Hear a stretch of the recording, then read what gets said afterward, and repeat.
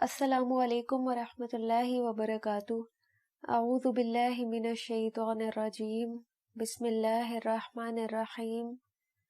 رب اشرح لی صدری ویسر لی امری واحلل عقدۃ من لسانی یفقہوا قولی، رب زدنی علما، اللہم فقہنا فی الدین۔ کیا حال ہے آپ سب کا؟ میں امید کرتی ہوں کہ آپ سب بالکل خیر و عافیت سے ہوں گے انشاءاللہ۔ بک کا پیج نمبر 77 اوپن کر لیجئے، اس پہ صبر کا ٹاپک ہے، اس کو اپنے سامنے کھول لیجئے۔ سب سے پہلے ہم اس کی تعریف، پھر اس کے بعد قرآن کی روشنی میں اس کی فضیلت دیکھیں گے۔ تو صبر کے لغوی معنی ہوتے ہیں رکنا، ٹھہرنا اور باز رہنا، یعنی عقل کو اور نفس کو اس چیز پر روکنا جس کا شریعت تقاضا کرتی ہے۔ شریعت کیا تقاضا کرتی ہے؟ نفس کو اور زبان کو شکوے شکایات سے اور اعضاء کو واویلا کرنے سے روکنے کا نام صبر ہے۔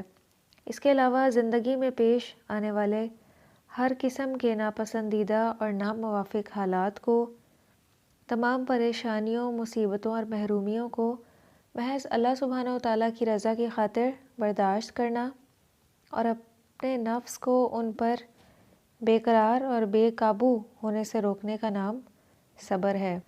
صبر صبر یصبر صبرن سے اس کا مصدر ہے خود کو روکنا۔ قرآن میں بھی یہ لفظ استعمال ہوا ہے، وَاصْبِرْ نَفْسَكَ مَعَ الَّذِينَ يَدْعُونَ رَبَّهُمْ، اور آپ اپنے آپ کو ان لوگوں کے ساتھ روکے رکھیے جو صبح اور شام اپنے رب کی عبادت کرتے ہیں۔ تو یہ وَاصْبِر یہی لفظ ہے اپنے آپ کو روکنا۔ صبر کی دو ٹائپس ہوتی ہیں، دو طرح کا صبر ہوتا ہے۔ ایک ہوتا ہے بدنی صبر، جسم پہ صبر، اور دوسرا ہوتا ہے خواہش نفس پر صبر کرنا۔ جو پہلا صبر ہے بدنی صبر، اس سے کیا مراد ہے کہ جسمانی مشقتیں برداشت کرنا اور ان پر ثابت قدم رہنا۔ اس کی مثال کیا ہے کہ جیسے صبح تہجد یا فجر کے وقت اٹھ کے سردیوں میں ٹھنڈے پانی سے وضو کیا جائے تو وہ جسم پہ بھاری ہوتا ہے نا، ایک مشقت ہوتی ہے جسم پہ۔ اسی طرح کئی بار نماز ادا کرنا بھی جسم پہ بھاری ہو رہا ہوتا ہے، ایک بوجھ سا محسوس ہو رہا ہوتا ہے۔ تو یہ جو صبر ہے یہ وقتی ہے، اس کے اثرات کچھ دیر میں زائل ہو جاتے ہیں۔ جیسے ٹھنڈے پانی سے وضو کیا تو کچھ دیر کے بعد ہی ہمیں اس کے اثرات اپنے اوپر محسوس نہیں ہوتے، لیکن یہ جو دوسرا صبر ہے خواہش نفس پر صبر کرنا، یہ کئی بار بہت طویل ہو جاتا ہے۔ تو یہ والا جو صبر ہے خواہش نفس پر صبر کرنا، یہ زیادہ پسندیدہ ہے۔ اس میں کیا ہوتا ہے کہ ہمارا نفس ہماری مخالفت کر رہا ہوتا ہے، کس وجہ سے کہ ہم اللہ کے ایک حکم پہ عمل کرنا چاہتے ہیں اور ہمارا نفس اس پہ آمادہ نہیں ہو رہا ہوتا اور ہم اس کو آمادہ کر رہے ہوتے ہیں۔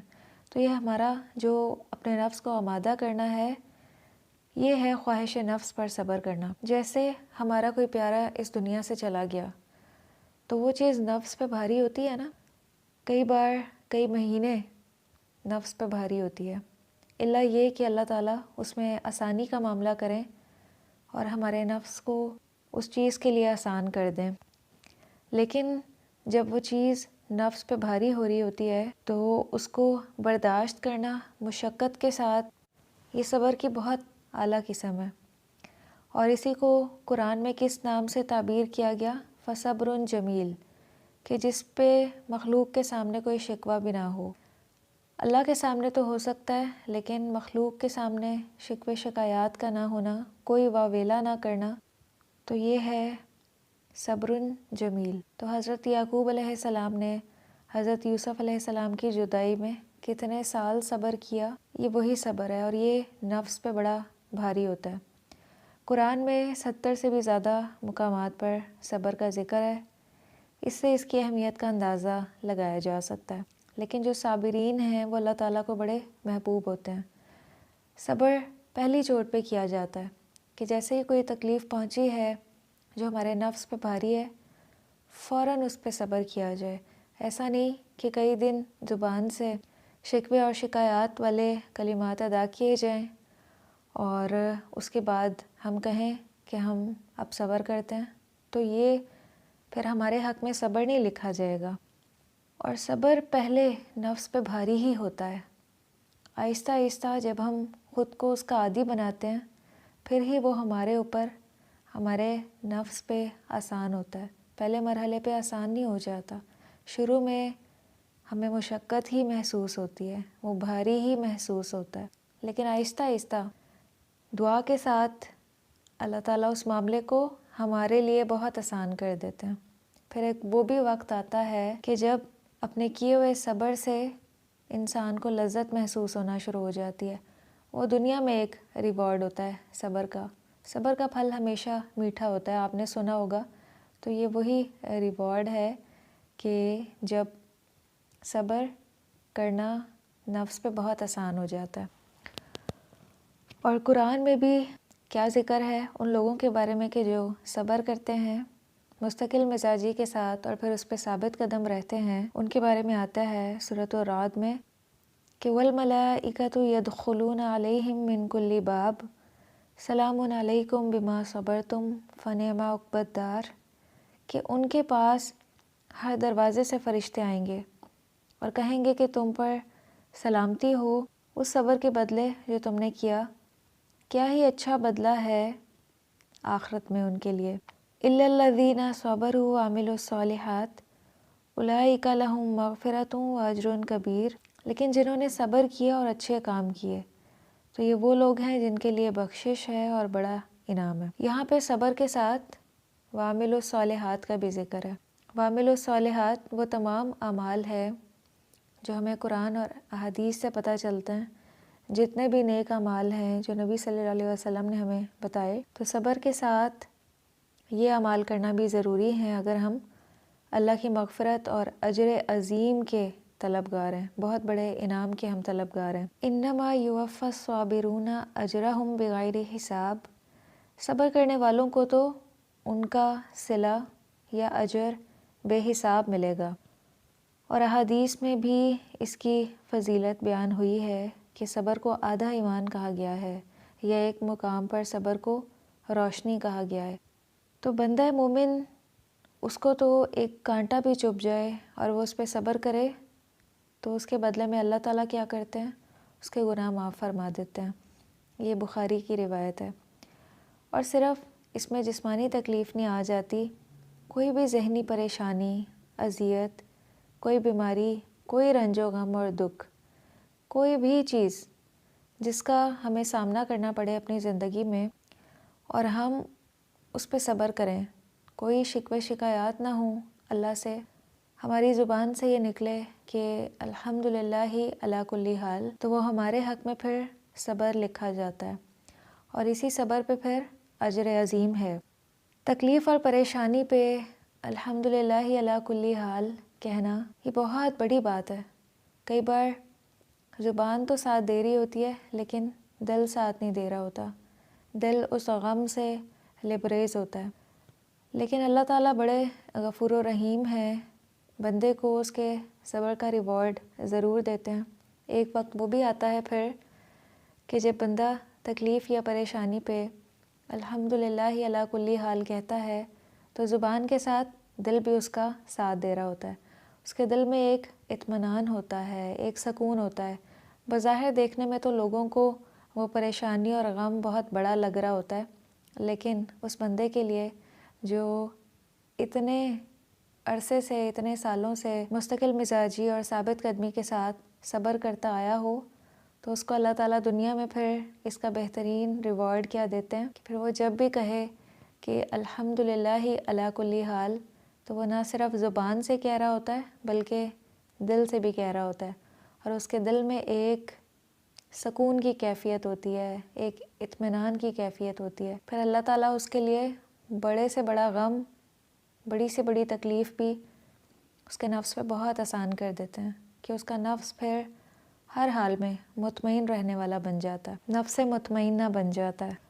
اب ہم دیکھتے ہیں کہ احادیث کی روشنی میں کچھ ایسے کام ہیں کہ جن پر اگر صبر کیا جائے تو اللہ تعالیٰ کی طرف سے جو اجر بتایا گیا ہے ہمیں وہ ہم دیکھ لیتے ہیں۔ سب سے پہلے ہے بینائی سے محرومی پر صبر۔ سیدنا انس رضی اللہ عنہ نے بیان کیا کہ میں نے نبی صلی اللہ علیہ وسلم سے یہ حدیث قدسی سنی۔ حدیث قدسی کون سی حدیث ہوتی ہے؟ جو اللہ کا فرمان ہو۔ تو اللہ تعالیٰ نے فرمایا کہ جب میں اپنے بندے کو اس کی 2 محبوب چیزوں میں مبتلا کر دوں، یعنی آنکھوں کی بینائی جاتی رہے اور اس پر وہ صبر کرے، تو میں اس کے عوض میں اس کو جنت عطا کرتا ہوں۔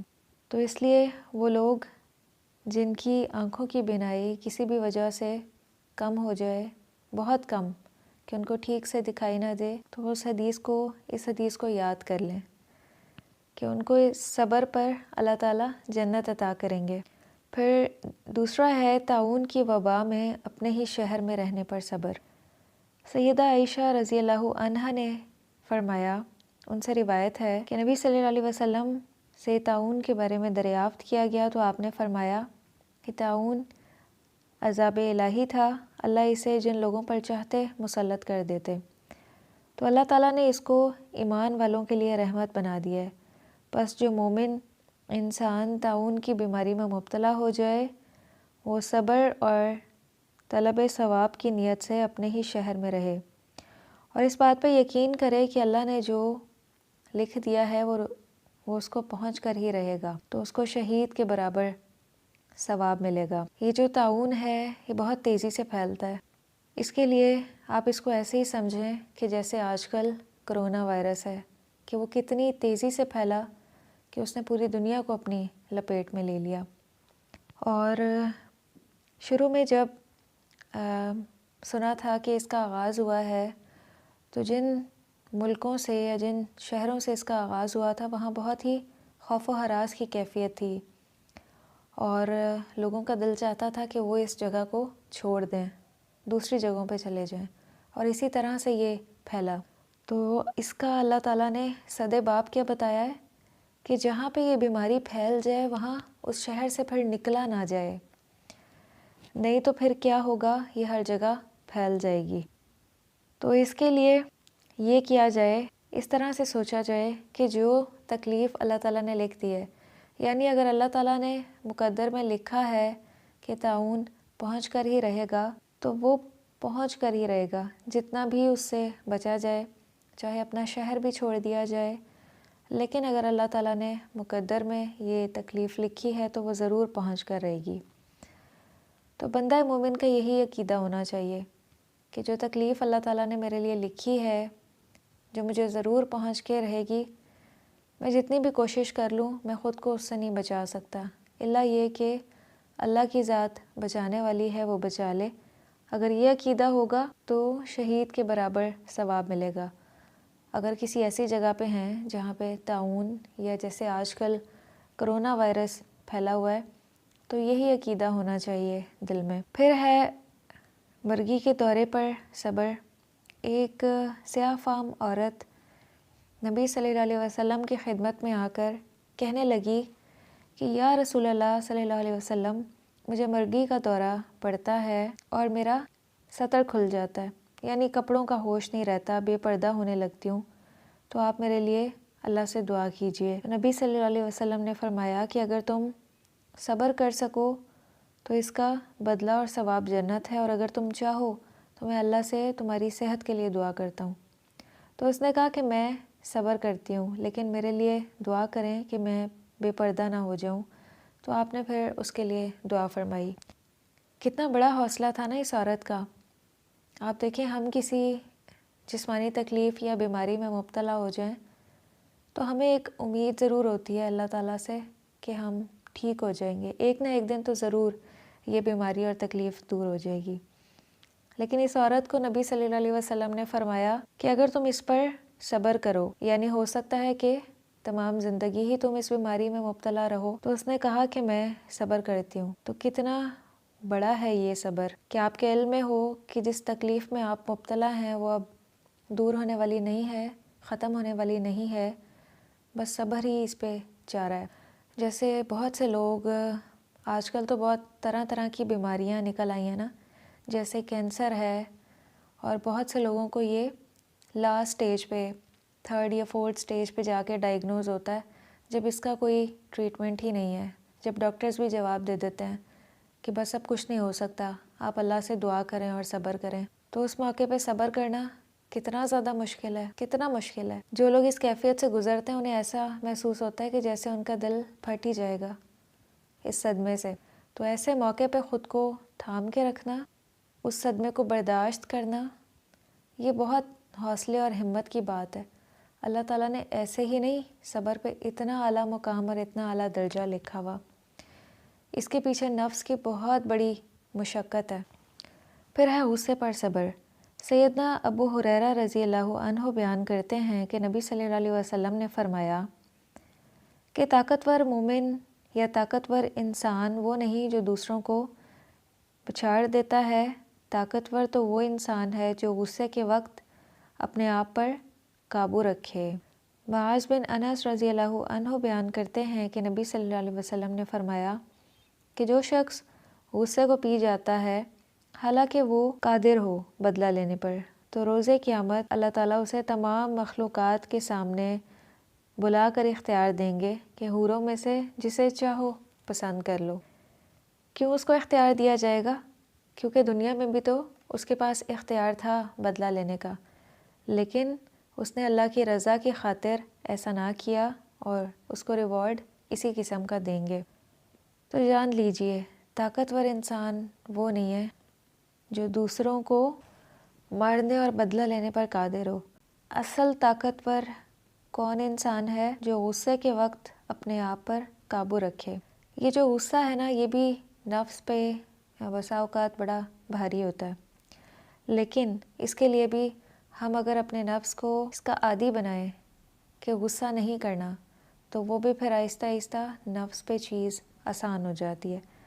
تو ہمیں اپنے نفس کو اس کا عادی ہی بنانا ہے کہ ہم غصے کے وقت اپنے آپ کو قابو میں رکھیں اور صبر کریں۔ اپنے کسی ساتھی کی وفات پر صبر۔ حدیث قدسی ہے کہ رسول اللہ صلی اللہ علیہ وسلم نے فرمایا کہ اللہ تعالیٰ نے ارشاد فرمایا ہے کہ جب میں مومن کے اہل دنیا میں سے کسی قریبی دوست کو لے لیتا ہوں، پھر وہ اس پر اجر اور ثواب کی نیت سے صبر کرتا ہے، تو ایسے مومن بندے کے لیے میرے پاس جنت سے کم کوئی جزا نہیں ہے۔ موسٹلی احادیث میں آپ نے جو ریوارڈ دیکھا ہوگا وہ جنت ہے، تو اس کا مطلب یہ ہے کہ جنت سب سے اعلیٰ ریوارڈ ہے، سب سے اعلیٰ ریوارڈ۔ یہ اللہ کی نظر میں سب سے بلند جزا ہے، کیونکہ روز قیامت تو جو نفسا نفسی کا عالم ہوگا، خوش قسمت تو وہ لوگ ہوں گے جو جنت میں داخل کر دیے جائیں گے۔ تو جو اللہ تعالیٰ دنیا میں ہی ہمیں ریوارڈ بتا رہے ہیں کہ اس طرح صبر کرو گے تو اس کی جزا کیا ہے؟ جنت۔ تو یہ تو پھر دنیا میں ہی جنت کا ایک سرٹیفکیٹ اللہ تعالیٰ دے رہے ہیں کہ ان کاموں پہ جنت کی بشارت ہے۔ ورنہ عام طور پہ ہم جتنے بھی نیک اعمال کر لیں، ہم جنت کا دعویٰ نہیں کر سکتے۔ ہم یہ نہیں کہہ سکتے کہ ہمارے اعمال ہمیں جنت میں لے کے جائیں گے۔ یہ سراسر اللہ کی رحمت ہے جو جنت میں لے کر جائے گی یا جنت کے اعلیٰ مقامات تک لے کے جائے گی، ہمارے اعمال نہیں۔ پھر اولاد کی وفات پر صبر۔ یہ صبر بھی بہت مشقت والا ہے۔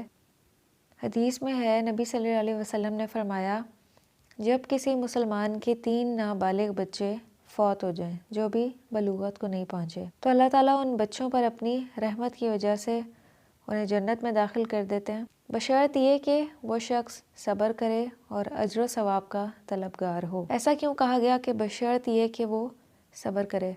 کیونکہ اولاد کی جو جدائی ہے نا، وہ دل پہ بڑی بھاری گزرتی ہے۔ کئی مہینے یا کئی بار کئی سال صبر ہی نہیں آتا، رہ کے انسان اس صدمے کو یاد کرتا ہے، اور کئی بار زبان سے بھی ایسے کلمات ادا ہو جاتے ہیں جو اللہ کو پسند نہیں ہیں۔ تو اللہ تعالیٰ فرما رہے ہیں کہ بشرط یہ کہ وہ صبر کرے تو اللہ تعالیٰ ایسے انسان کو جنت میں داخل کریں گے۔ شہید پر صبر۔ عبداللہ بن زبیر رضی اللہ عنہ کی والدہ سیدہ اسماء رضی اللہ عنہا سخت بیمار ہوئیں تو وہ ان کی عیادت کے لیے تشریف لائے۔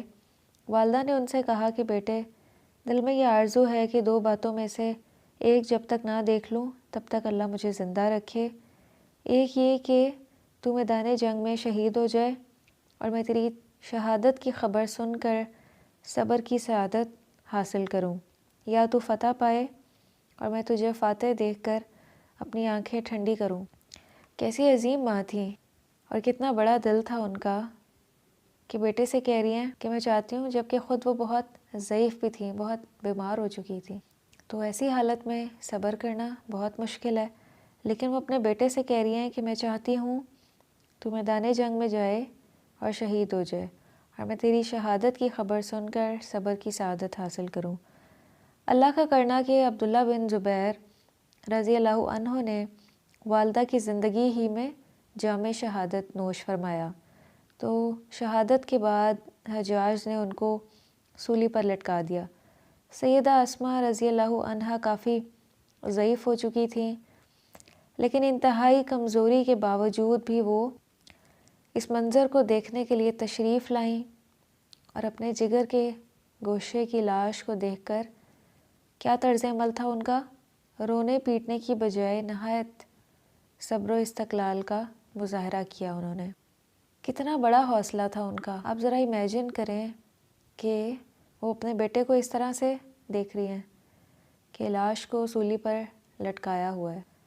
ہم برداشت کر پائیں گے یہ منظر؟ ان کے اندر اتنا حوصلہ اور ہمت کیسے آ گئی تھی؟